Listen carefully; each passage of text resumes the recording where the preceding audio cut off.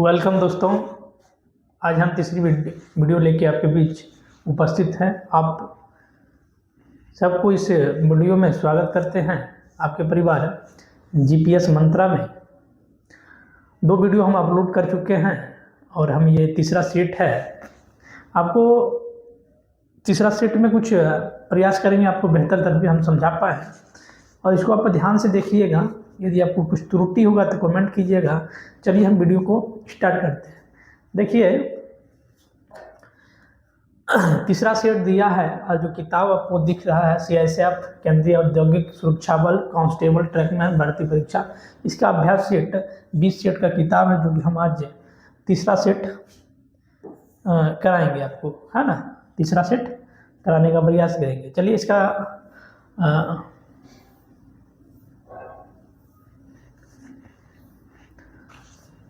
देखिए, सबसे पहले गणेश जी का हम प्रणाम करते हैं और उसके बाद अपने क्लास को आरंभ करते हैं। देखिए, आपके स्क्रीन पर सबसे पहला सवाल आ रहा है ना। लिखा है, देखिए इसमें कुछ पढ़िए। लिखा 2 संख्याओं का मौसो 23 है, 23 है तथा उनके लौसों के अन्य 2 गुणनखंड, क्या लिखा है, तथा उनके लौसों के अन्य 2 गुणनखंड 13 और 14 है। तो उनमें से सबसे बड़ी संख्या ज्ञात कीजिए। तो ध्यान दीजिएगा, इसमें यदि आप कुछ नहीं समझ में, देखिए मौसो दिया है ना, एस सी एफ बराबर दिया है 23, है ना। और एलसीएम निकाल सकते हैं। एलसीएम बराबर है 23 गुना कितना हो जाएगा, 13 गुना 14। तो हमको निकालना है उनमें से सबसे बड़ी संख्या। क्या बोला है, बड़ी संख्या। तो बड़ी संख्या देखिए, एलसीएम दिया है, मतलब एचसीएफ दिया है, तो बड़ी संख्या या छोटी संख्या, तो उसमें एचसीएफ तो रहता है ना। क्या लिखेंगे, 23 बड़ी संख्या, बड़ी संख्या।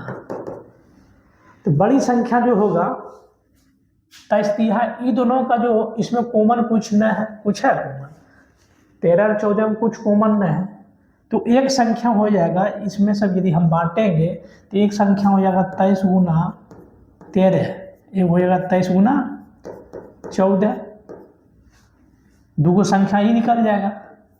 और जिसका एलसीएम ही और एचसीएफ, इसमें हो जाएगा कॉमन फैक्टर, है ना। इसका कॉमन फैक्टर 23।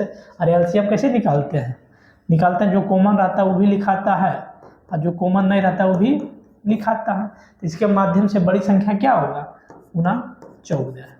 अब इसको गुना कीजिए, 3 गुना 4 कीजिएगा तो कितना आएगा, 2 इकाई स्थान पर इसमें है, इन्हें होगा, इसमें है न, इसमें न है, तो ये हो जाएगा 322, है ना। इसको गुना कीजिएगा तो जाएगा 322। तो आशा करते हैं कि सब हम आपको बेहतर समझाने का प्रयास करें। यदि कुछ दिक्कत होगा तो आप कमेंट में जरूर कीजिए, है ना। और आप इस चैनल से जुड़े रहिए और अपने बीच जो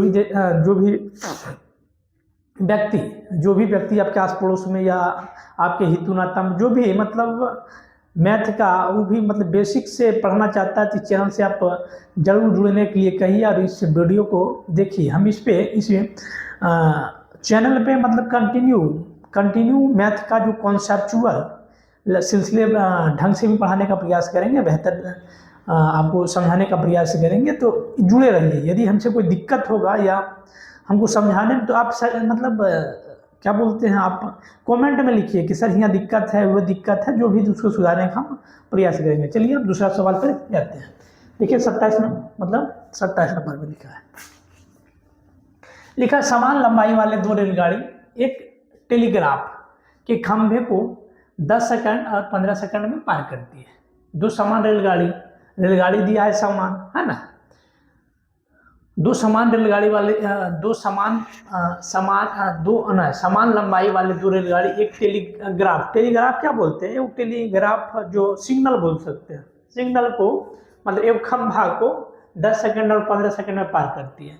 यदि प्रत्येक रेलगाड़ी की लंबाई कितना दिया है, 120, इसका भी 120 समान है, 120, है ना। दिया है। यदि प्रत्येक रेलगाड़ी की लंबाई 120 है तो विपरीत दिशा में चलते हुए एक दूसरे को कितने सेकंड में पार करेगी। तो सबसे पहले इसका चाल निकालेंगे। पहला रेलगाड़ी का फर्स्ट रेलगाड़ी की चाल क्या होगा, ये दूरी दिया है और ये समय दिया है, तो कितना हो जाएगा, ये 12 मीटर प्रति सेकंड। और दूसरा क्या होगा, सेकंड का, है ना,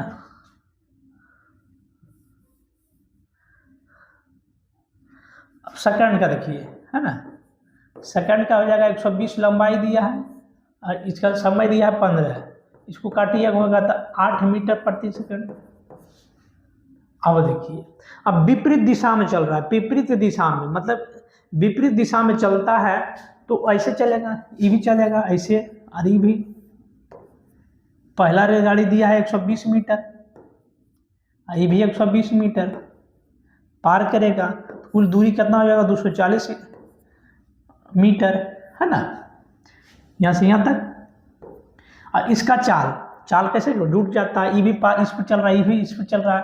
पहला दिया है 12 मीटर प्रति सेकंड, है ना, और ये है 8 मीटर प्रति सेकंड, दोनों को जोड़ दीजिए, दोनों जोड़ेगा तो यहाँ जाएगा 20 मीटर प्रति सेकंड। इसको जब काटिएगा तो हो जाएगा 12 सेकंड, है ना। अब मतलब प्रत्येक चैप्टर का हम चैप्टर वाइज और कॉन्सेप्चुअल वाइज और डिटेल हम पढ़ाने का प्रयास करेंगे। लेकिन सबसे पहले आपका काम है कि चैनल को लाइक करें, शेयर करें और सब्सक्राइब करें, है ना। और जो भी दिक्कत है हमसे मतलब आप चाहते हैं कि कैसे मैथ पढ़ा जाए, कैसे मैथ को पढ़ना है कि आपको बेहतर में कोई भी, जैसे SSC GD, railway group D, NTPC, कोई भी एग्जाम जिसमें मैथ आता है, अर्थमेटिक, एडवांस कोई भी आता है, तो आप इसमें कमेंट कीजिए, हम आपको बेहतर ढंग से और बेहतर कंटेंट देने का प्रयास करेंगे। लेकिन बशर्ते आपका सहयोग चाहिए। चलिए हम तीसरा सवाल पे आते हैं। देखिए लिखा है, पढ़िए।